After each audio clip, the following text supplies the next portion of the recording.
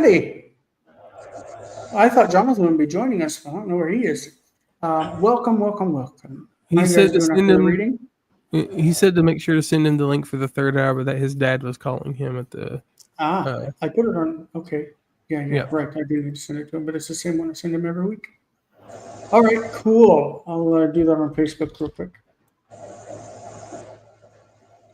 We have a lot to cover in the grammar. I split this from last week because remember, there's one lesson 30 in Seow's grammar, and we broke it into two because it's kind of a lot to cover. Colton, are you going to send the link to him, or I'm going to send it to him? Let me see. I can do it. Okay, if you don't mind, because yeah, I don't care at all. Pull this up here.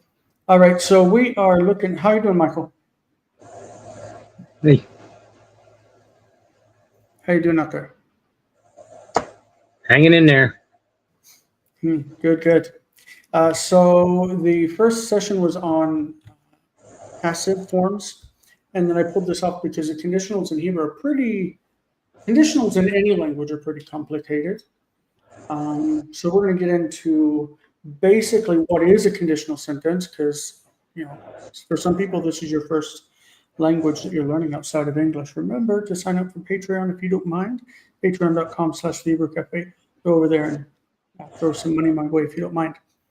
So what is a conditional? We give the name conditional to sentences that are constructed generally in English with the words if and then. If this happens, then that happens, in which one part of the sentence is logically contingent on the other. The first part, the if clause, is called the protasis, and the then clause is called the apodosis. You can think that pro is before, so it comes before protasis and apodosis. Conditional sentences may involve things that are likely to happen or allow us to offer hypothetical or real situations and their proposed consequence. Like, if this happens, then this will happen. If this had happened in the past, then this would have happened. They're logically contingent on each other.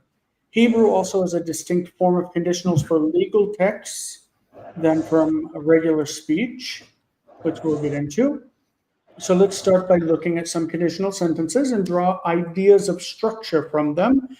First, by looking at the structures in English. These are the 5 types of conditional sentences that we generally use in English. The first is called the zero conditional. It says if present, then present tense. So if this happens, then that other thing also happens. This is like it's always true. So when it rains, it pours. Or if you eat McDonald's every day, you cannot maintain a healthy lifestyle.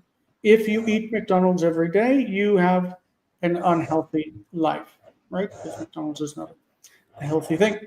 Okay, the first conditional is 1 degree away from the zero conditional. That says if the present, then something will happen as a result. So if you don't exercise, you will have heart problems.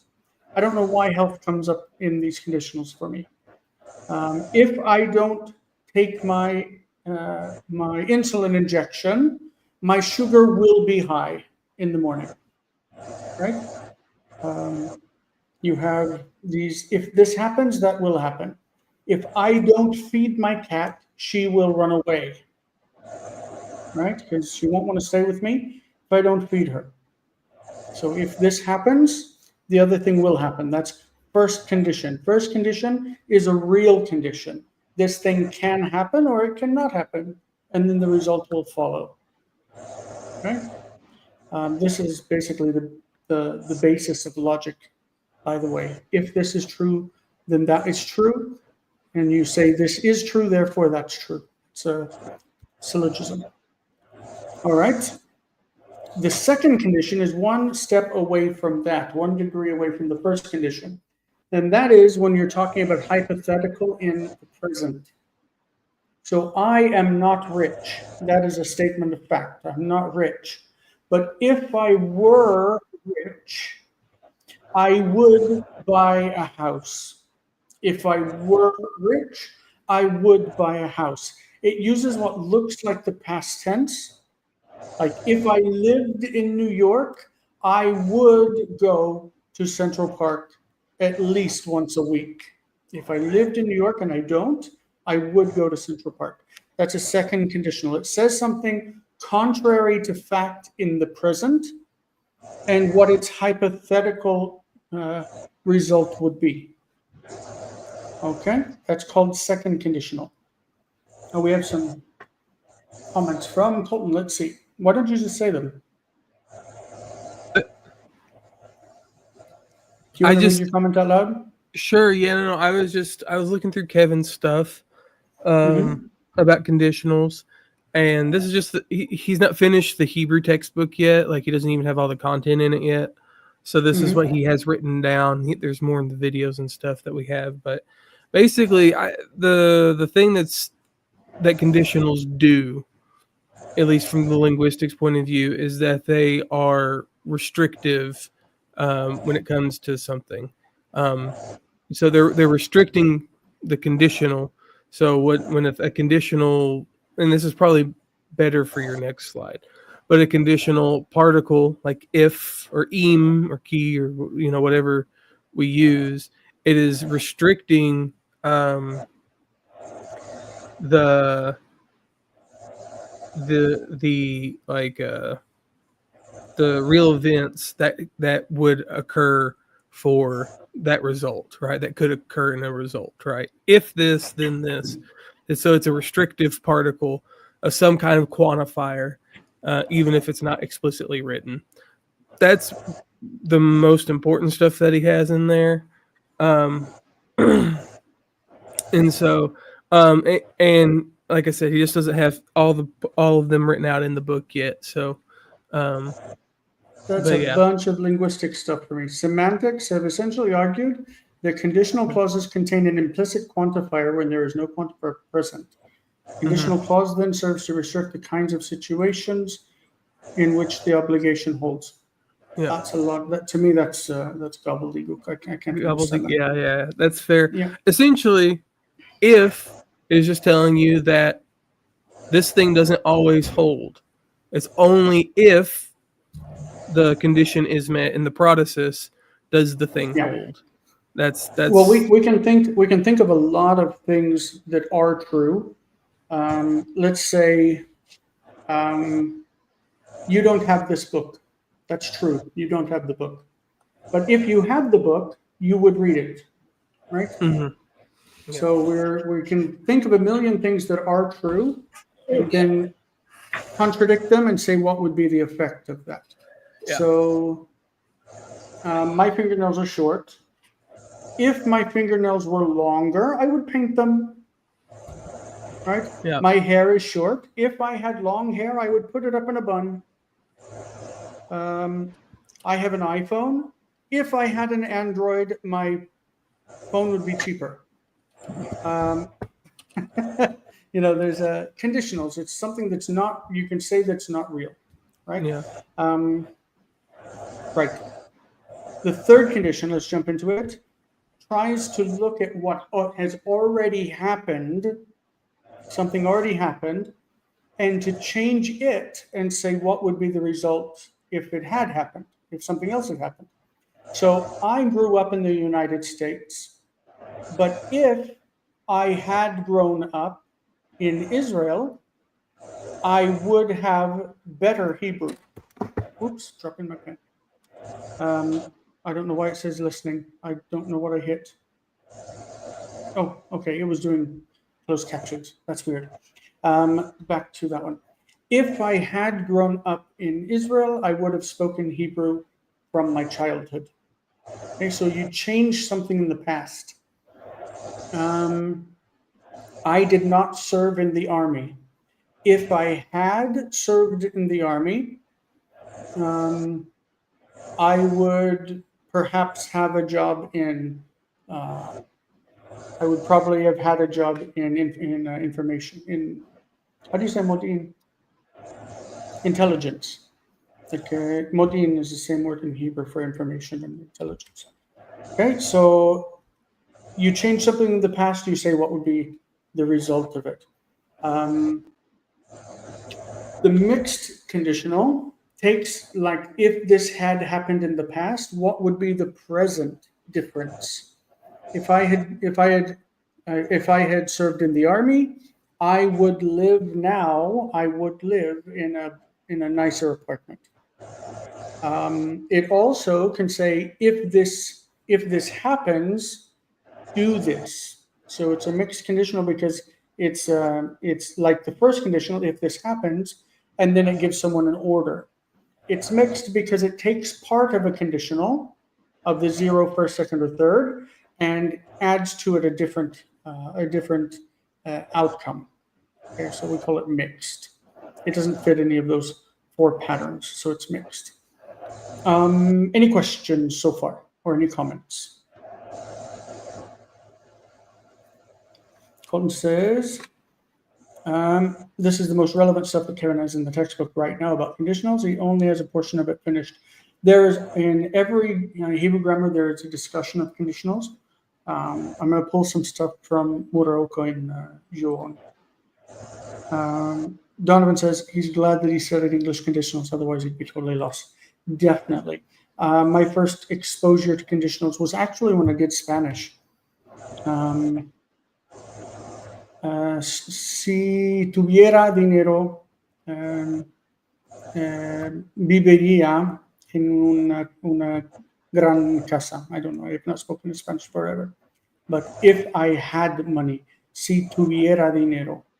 That's something that I had to get used to. So these are references for general statements on conditionals in Hebrew. That's Gesenius, section 159. Juon and Muraoka 167, and Walke and O'Connor 38.2. The word im introduces a real conditional that has already happened or is likely to happen. Also the word hen is like im. Hen means like behold, but it can mean if in certain circumstances, or whether. Lu introduces a hypothetical conditional that is surmising what might happen or might have happened if an unlikely condition were to happen.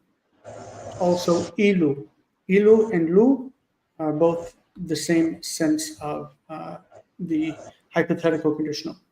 Lule is like lu, but with lo. It's negative. Lule means if not. It's the negation of a conditional otherwise introduced with lu. And then ki, I'm sure you've seen for if. It often is used like im. It appears especially in legal contexts in which it represents a set of conditional legal subjects, and then im follows it to delineate specific instances of that subject.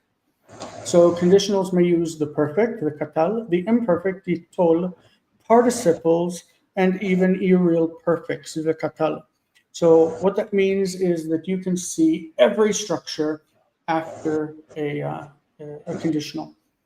And so we're going to look a little bit at what Muraoka says specifically of these structures with im. So this is from their grammar, 630, page 630. In a protasis, this is written in their grammar, in a protasis with im, one can therefore have the following types with an action verb. The past, im katal, if he has killed. Rarely frequentative, if he used to kill. Okay, he gives the example Genesis 18:3. So let's look quickly at Genesis 18:3. That's the first one in this set. Vayomar Adonai, im na matzati chena be'inecha, al na ta'avor me'al avdecha. Okay, this is if I have found favor in your eyes. This is talking about the past. If I have found favor in your eyes. And then it gives a command for the present. Please do not pass on from upon your servant. In other words, don't leave. Stay here. Okay, so if I have found grace in your eyes or favor in your eyes. Okay, the next one. Im with yiktol. If he used to do it, this is durative or frequentive. Exodus 40, verse 37. That's the second one on the list. Ve'im lo ye'aleh he'anan, ve'lo yisa'u od ad yom he'aloto. So this is Exodus 40, 37, talking about the pillar of cloud in the desert. And if the cloud would not go up or be brought up, then they would not travel until the day of its being brought up. Right? Because if it stayed in its place, then they wouldn't move on. They would only move on when they were following the cloud. So it's durative or frequentive. That's im with yiktol. In future conditionals, im with yiktol, if he kills, this is like a first conditional. If he does this, then that will happen. Genesis 28, verse 30. Vayidor Yaakov neder lemor. You see in Genesis 28, 30, it says 28, 30. Vayidor Yaakov neder lemor. So Jacob made a vow saying, Im yeh Elohim imadi, ושמרני בדרך הזה, אשר אנוכי הולך, ונתן לי לחם לאכול ובגד ללבוש. All of this is the if statement. We don't have the then statement here. If God will be with me and will keep me on this journey which I am going, and will give me bread to eat and clothing to wear. Okay, and then the then statement would be in the next verse, which I didn't copy here. Okay, so if this will happen, that's a first conditional. Okay, in the present, im yiktol, if he kills. Okay, again, this frequented or durative, Genesis 4:7. That's this one. Halo im tetev se'et. Is it not the case, if you will do well, se'et, you will bear, or to bear? This is kind of a difficult conditional, but it means that if you do well, that you will not have a problem. You'll be able to bear it, right? You'll not. This is laset is to carry, but it means basically that it will go well with you if you do what's good.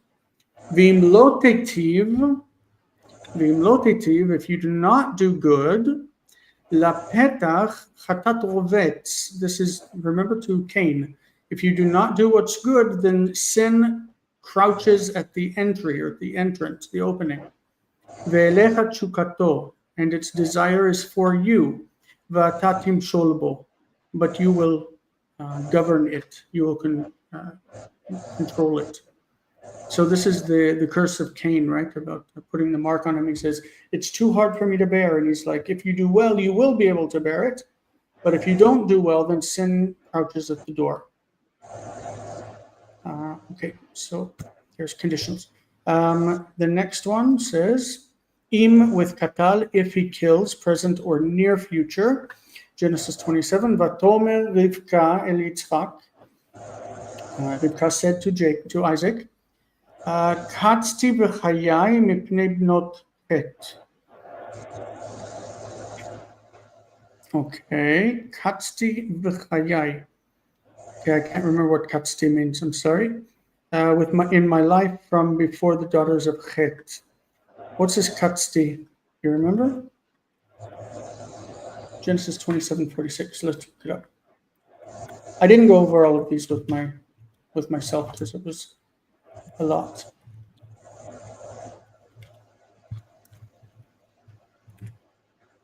Upsty. Feel disgusted.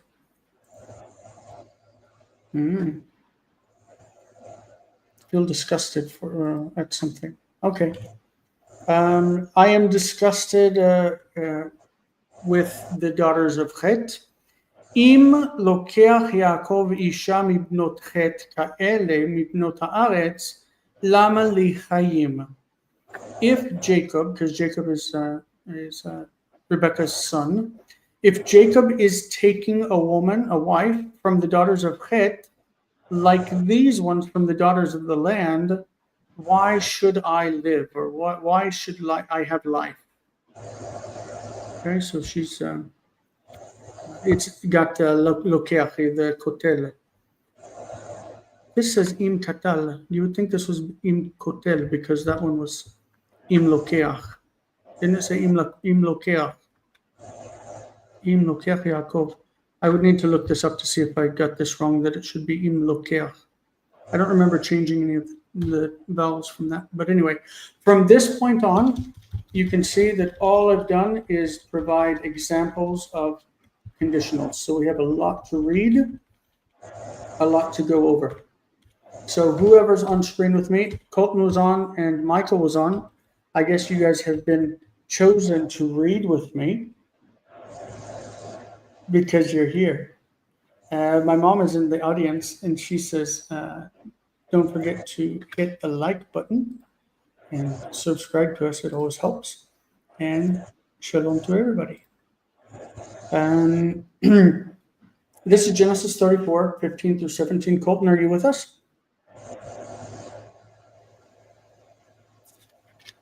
I guess not.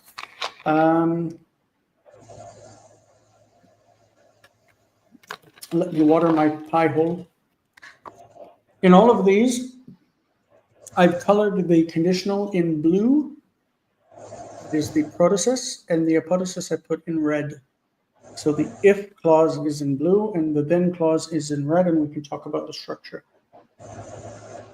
Okay. All right. I want to pull my logos off of the screen so that I can look things up and have them on the side for me. This is Genesis 34, 15, 17. Okay. This neot says is to agree, from Aleph Vav Taf. It's nifal. So, bezot neot lachem. Okay, but in this we will agree to you. Im tiyu hamonu lehimol lachem kol zachar. Okay, so this is, I think this is with the rape of Tamar, if I'm not mistaken. Does anybody remember the sons of, I think the son of Shem, Hamor, or something like this? Anyway, it's they said if, Donovan's coming up on screen. Yeah, joining us.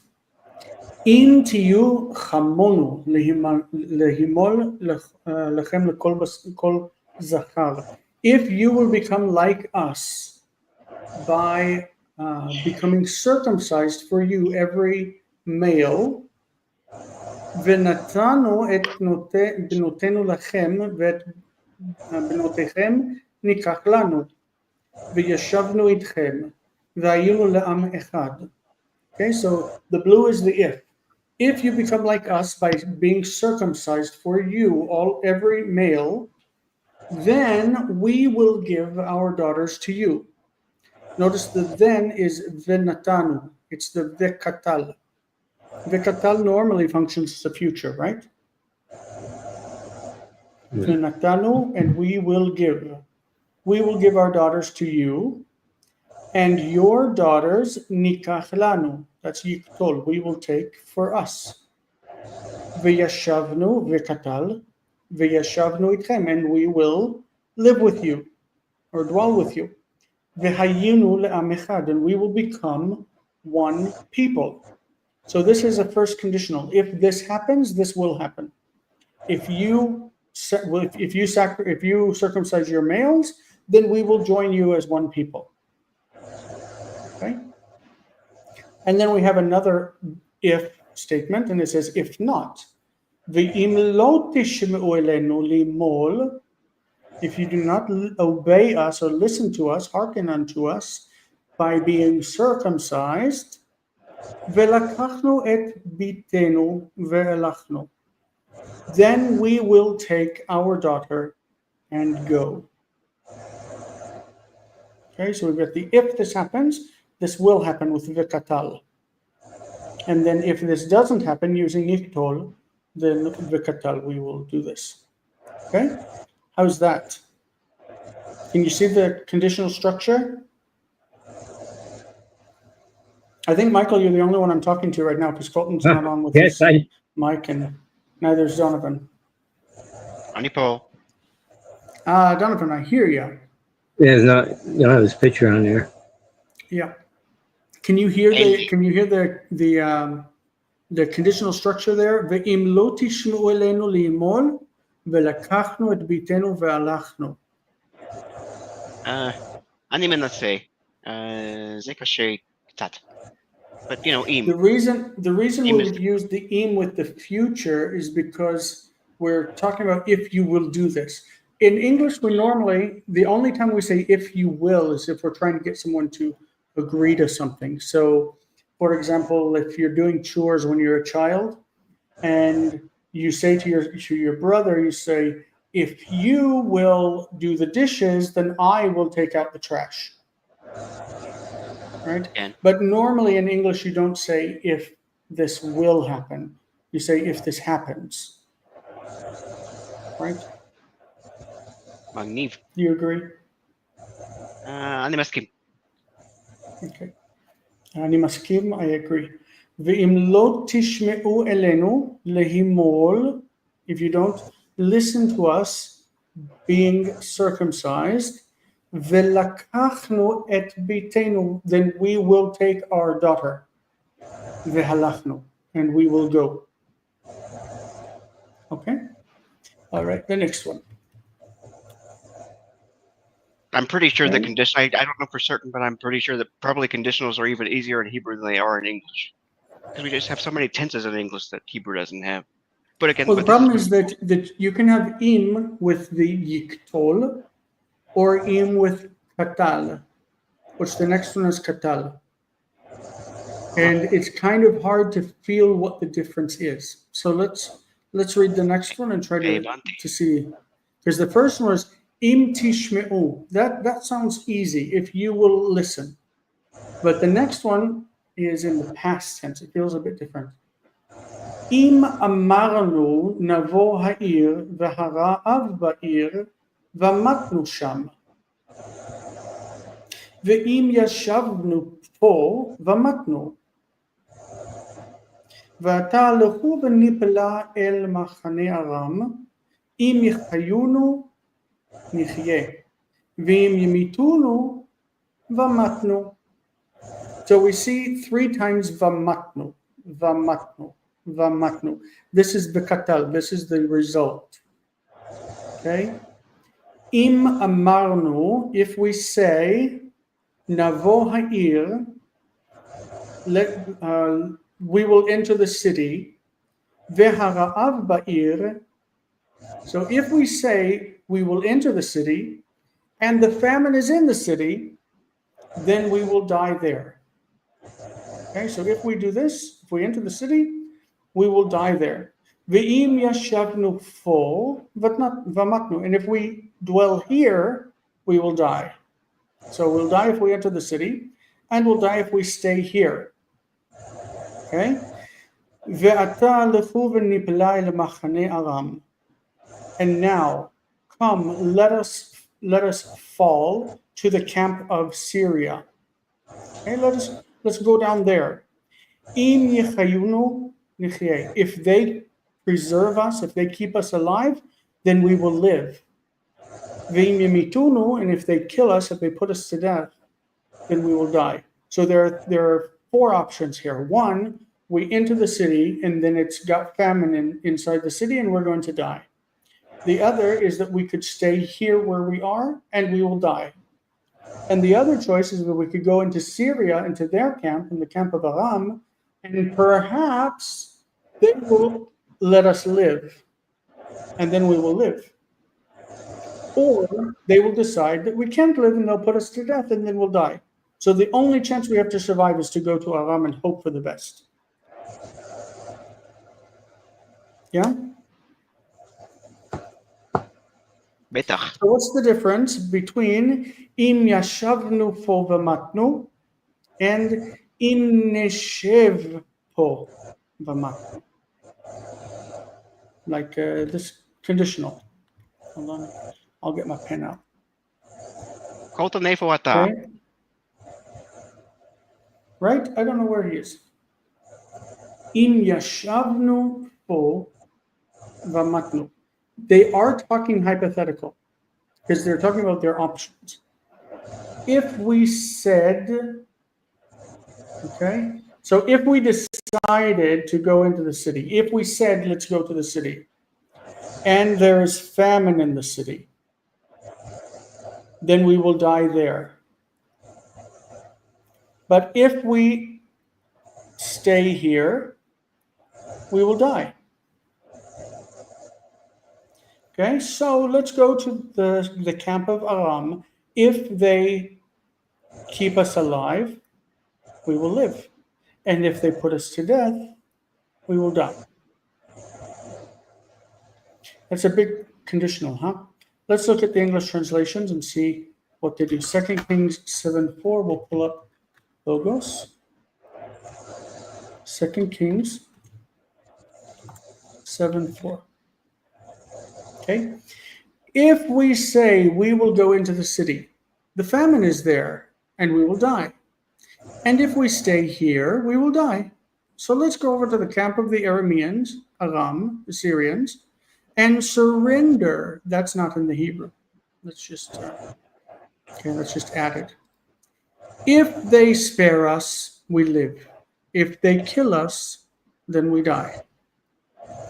This is the NRSV or NIV 84. Let's try the NRSV. If we say, let us into the city. The famine's in the city, and we shall die there. Whoa, what is that? How did that happen? How can I make that arrow go away? Uh-oh.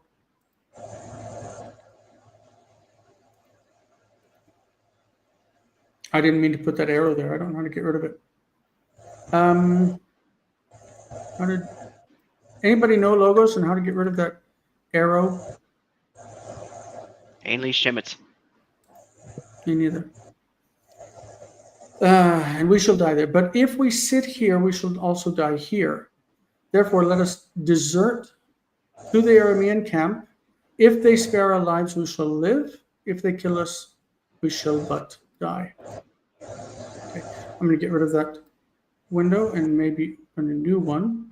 And hopefully that arrow won't be there.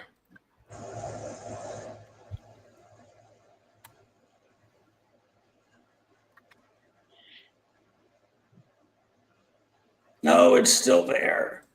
Anybody know how to get rid of that? Because that's going to annoy the pee out of me. That arrow. I don't know how to get it to go away.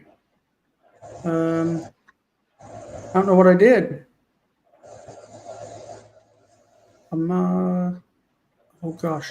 I don't want that to be there forever. Let's see. Remove arrow on Logos. Remove arrow on Logos. See if that will tell me anything. I'll look it up. I'll remember to look at it later. If anybody can figure that out, please tell me, because I don't want to have that there. What does it mean? Anyway, back to it. We understand the basic meaning of the passage, I think. The question is, what's the difference between if we im nomar, if we should say, and im amarno with the katal? I really don't know. Like to me, they are both hypothetical. Im nomar, im amarno. If we have said, let us into the city, and the famine's there, then we will die there. And if we have stayed here, then we will die. I don't know. It's the same feeling. Okay. 2 Kings 4:29. Ki tinsaish. Okay. If you should find a man, lo tevarachenu. Do not bless him. In other words, don't say hello. Don't give him a greeting. V'chi yivarachecha ish. If a man blesses you, that is, if a man says hello to you, lo ta'anenu. You shall not respond. You shall not answer him. V'samta mishanti al pnei hanahar. You shall put my staff upon the face of the boy.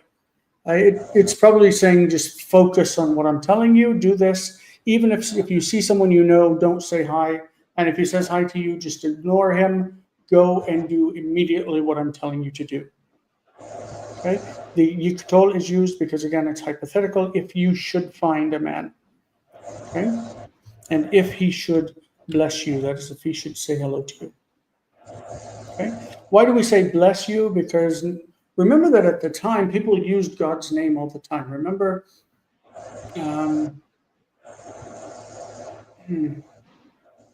I think it was when Boaz was going out to the field. What do they say? Yevarechecha Adonai. May the Lord bless you. When you say hello to somebody in ancient Israel, the way you would say hello is to say, may the Lord bless you. Kind of sounds like the Handmaid's Tale. The Lord open. All right, blessed be the fruit. Always recall God in every blessing you give. So may the Lord bless you.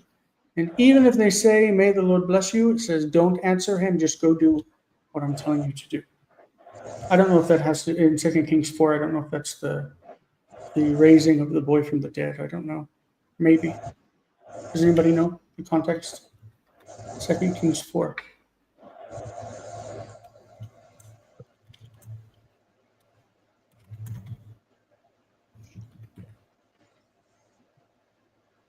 נשמע ככה, אבל אני לא יודע.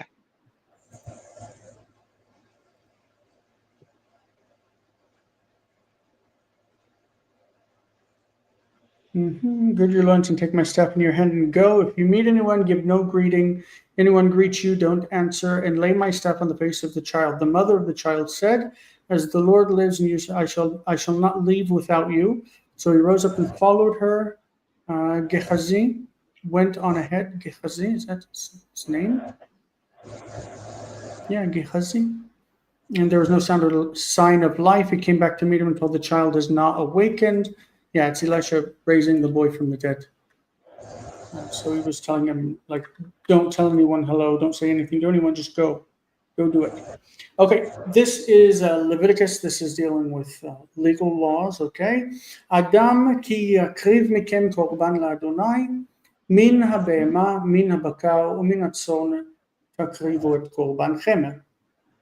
Okay, so if this has man lifted out of the passage, out of the normal structure, any man, if he should bring a sacrifice that is from you, any man of you, if he should bring a sacrifice to the Lord, then the participial verb is here. It's raised the object out of the structure, and it says from the livestock, from cattle, and from the flock, you shall bring your gift, your sacrifice. Okay. Then it gets to a specific case. Okay, so the key is used as a general if. The specific case goes to im. If your gift is a whole burnt offering from the cow, the cattle, you or he. His gift is, if his gift is from the cattle, a whole burnt offering, then he shall offer a male spotless or a perfect male. So we've got the blue is the protosis, the red is the apodosis, okay? And the rest is just details, what he should do, okay? This is a passage, I wish that Adele were here and Eva. Hoofda. Now Adel is out in the audience. Do you have any handout of this lesson? No, but I can send you the PowerPoint if you want. I notice now that I'm missing coloring on the word venatan, so I'm gonna fix that. Hold on, it should be red.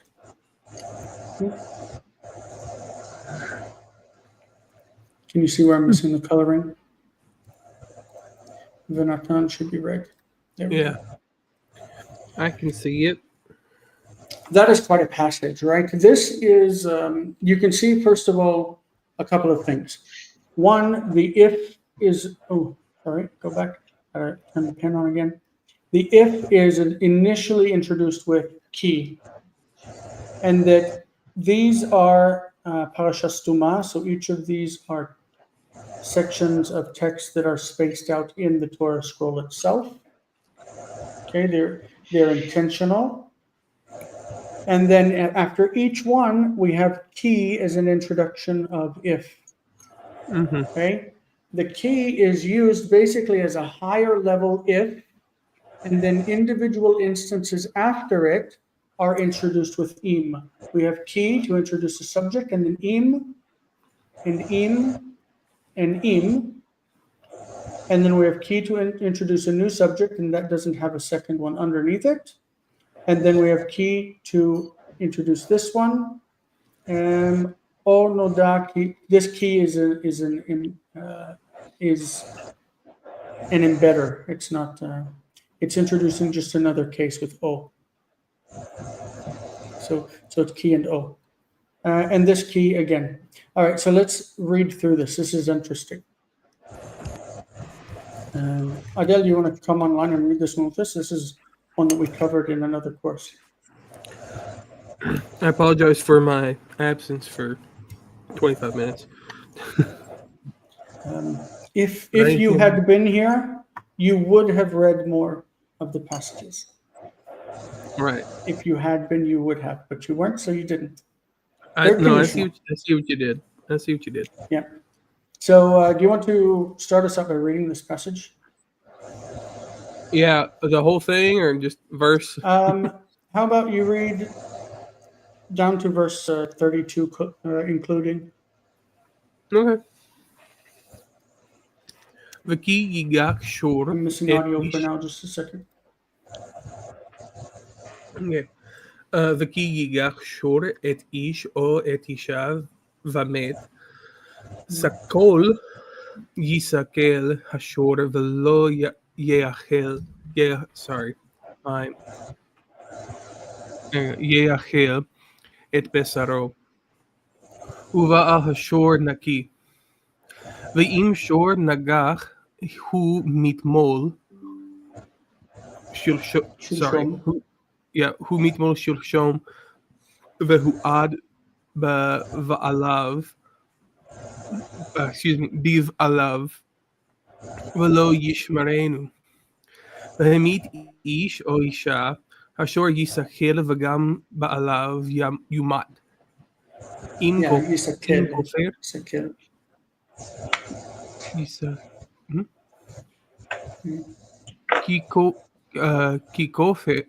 Im kofer yushat alav. Venatan pidyon nafsho keko asher yushat alav. O ben yigach o bat yigach.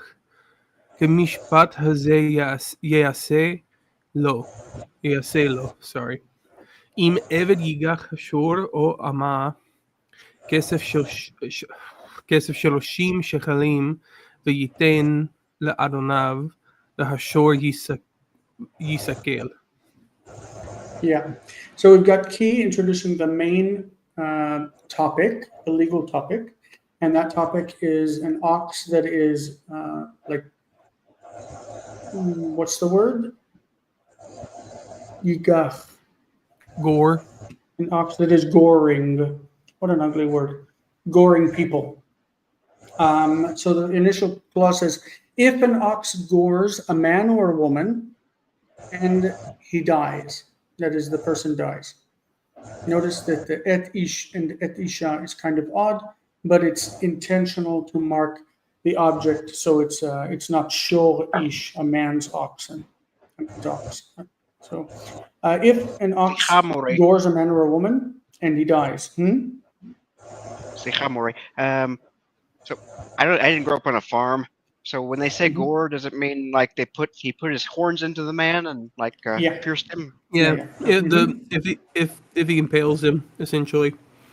Wow. Game of Thrones type stuff. Yeah, exactly. The hog. Sakol yisakel hashor. Okay, then so the ox will be stoned, right? Velo yachel et psaro. So again, this is nifal with et, kind of odd, but it just means his flesh won't be eaten. Uval ashor naki, so he won't be punished. The man won't be punished. All right, but now we look at another case in the same situation of an ox goring. That was opening the legal topic with key of an ox that gores.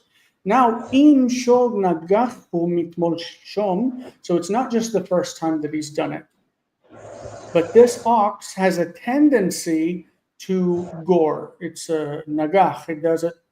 It tries to gore people all the time. Vehuad biv'alo, so that it was already testified against its master that it was doing this. Velo yishmerenu, and he doesn't keep watch over it. He doesn't,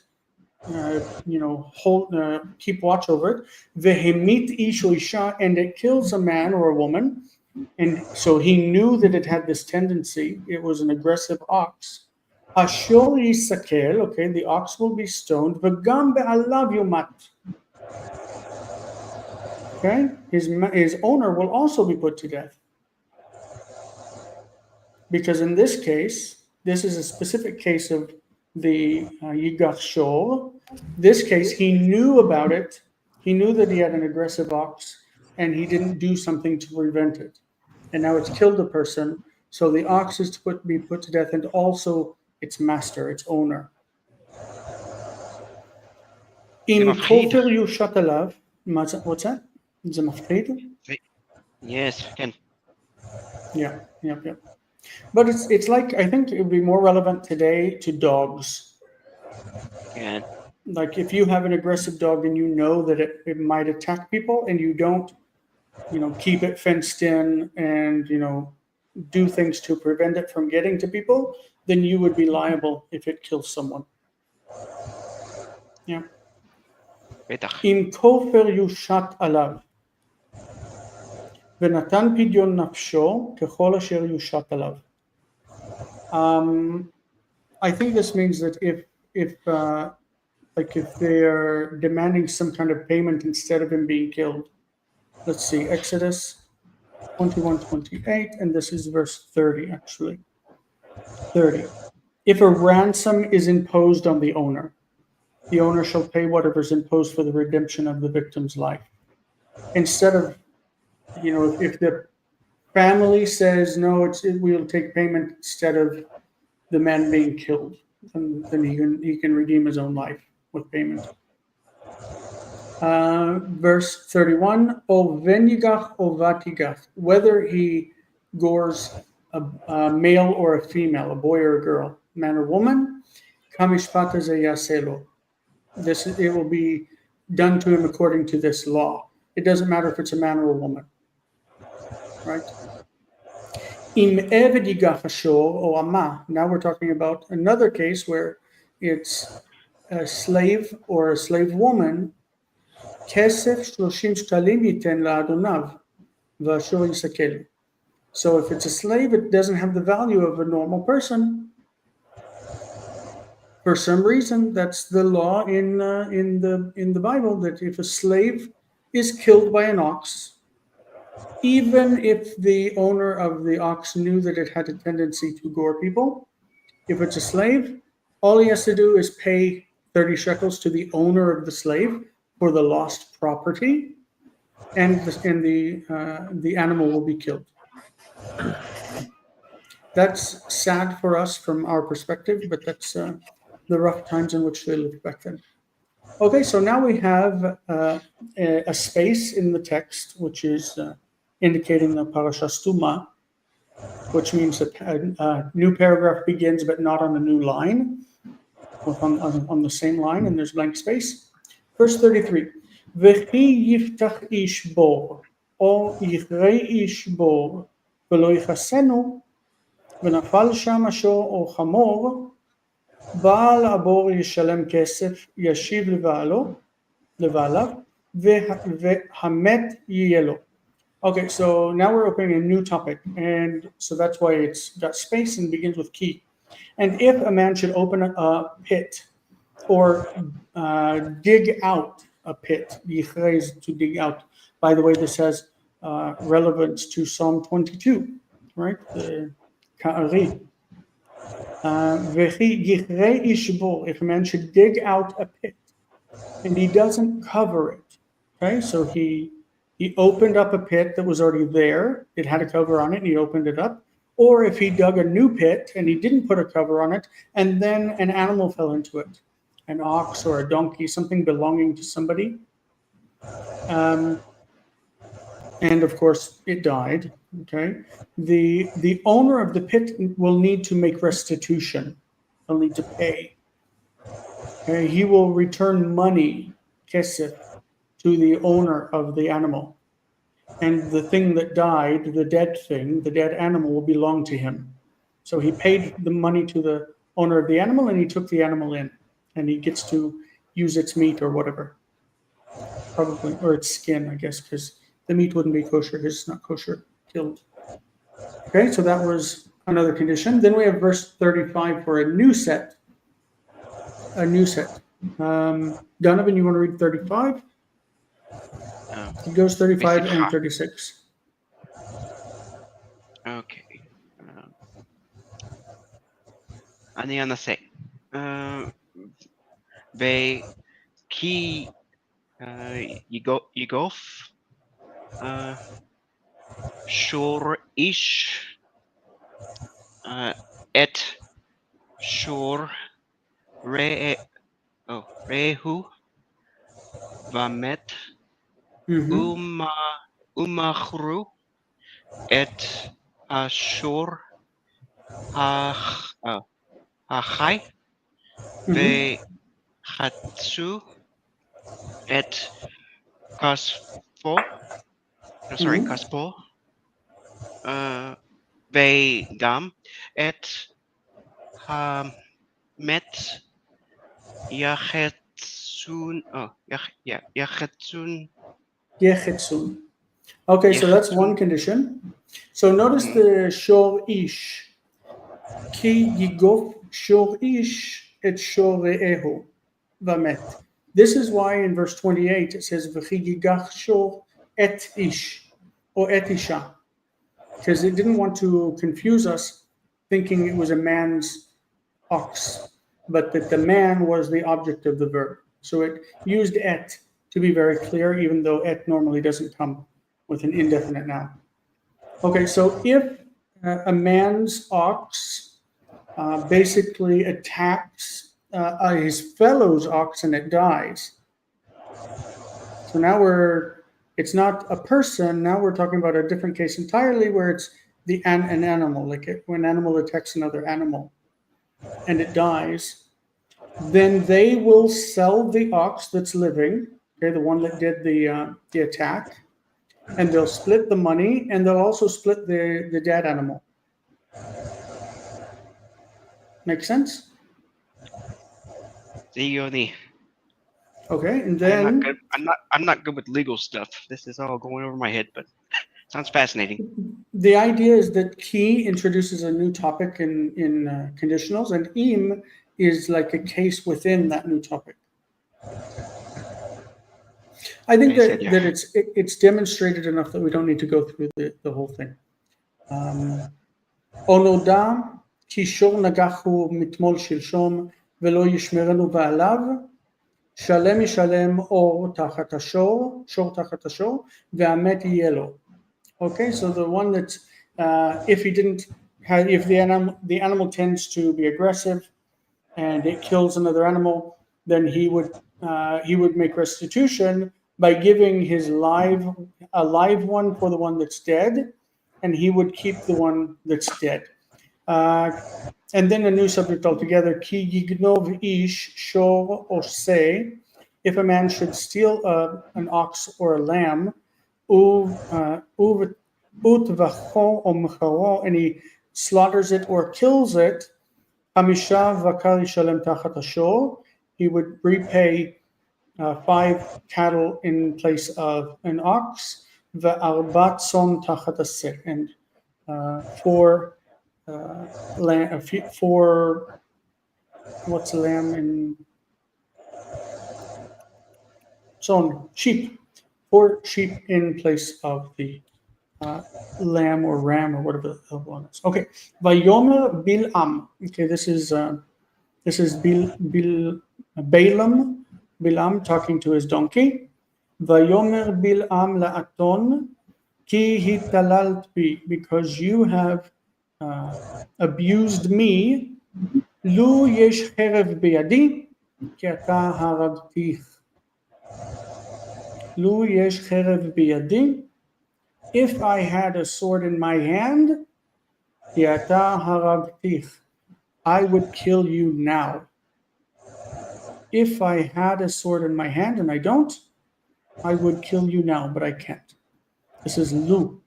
You see Lu? It's a hypothetical. You see it, Colton? Lu yesh cherev biyadi ki ata haragtich. I'm not hearing you. Dang it! I did it again. Mm-hmm.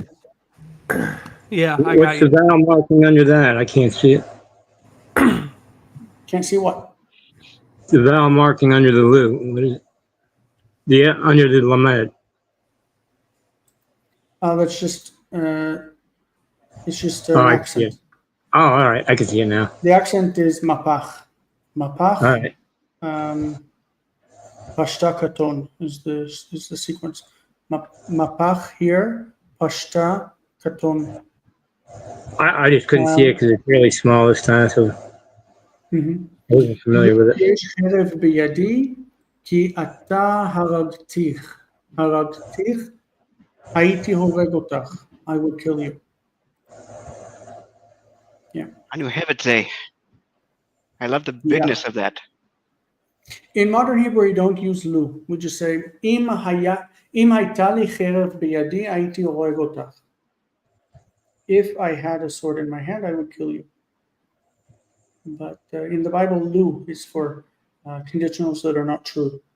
Verse 29 in Deuteronomy 32. Somebody want to read that one? I've marked the protosis with blue. Sure. Lu hachmu yaskilu zot yavinu le'acharitam. Mm-hmm.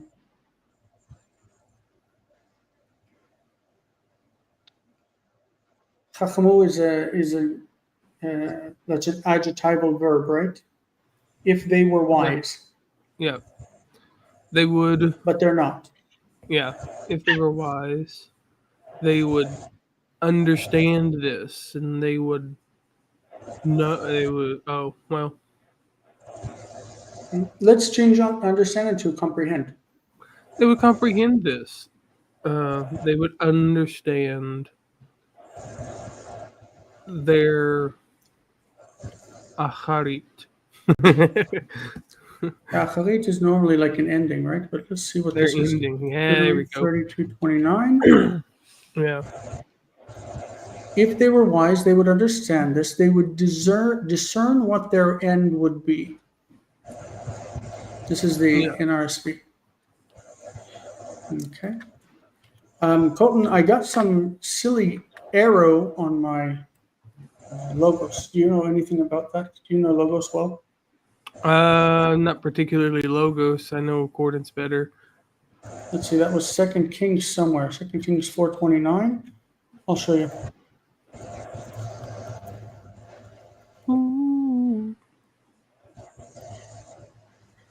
Zemat's Binto. Maybe it's gone.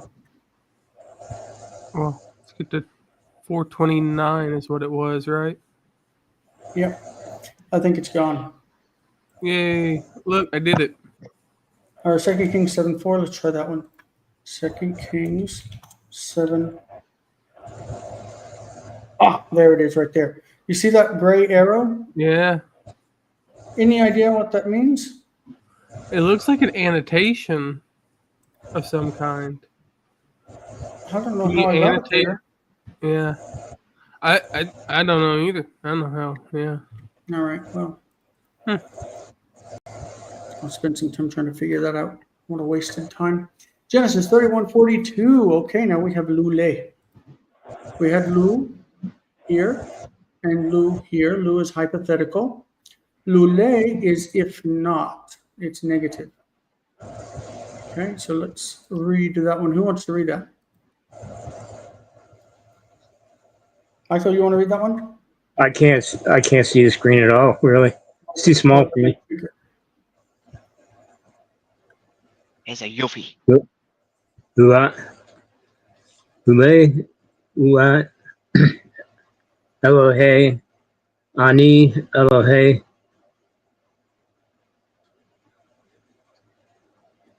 Abraham, Bakad,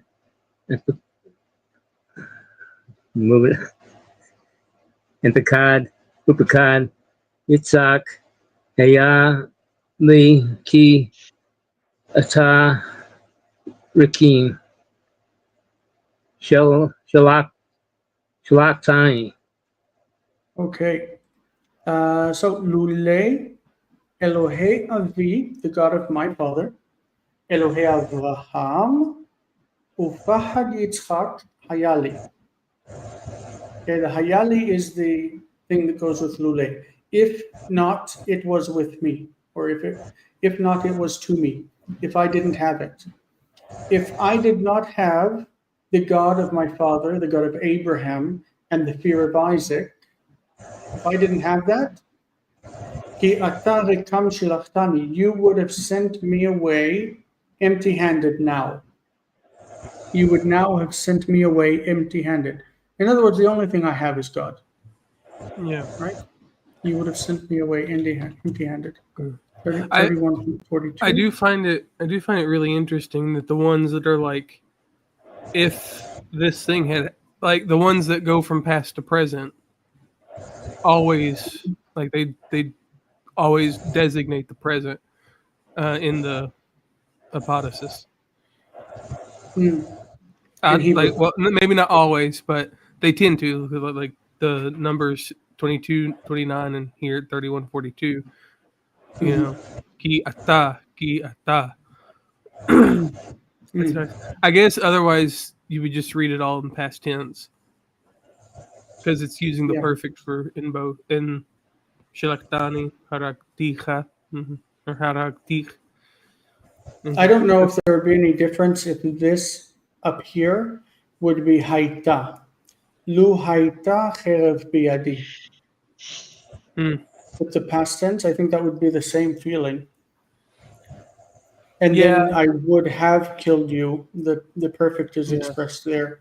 I would now have killed you. Yeah. The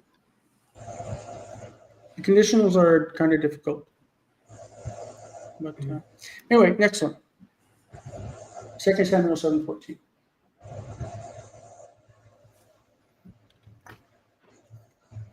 Anybody have any idea? I mean, I'll read it again. All right. אני אחיה לו לאב, והוא יחיה לי לבן. אשר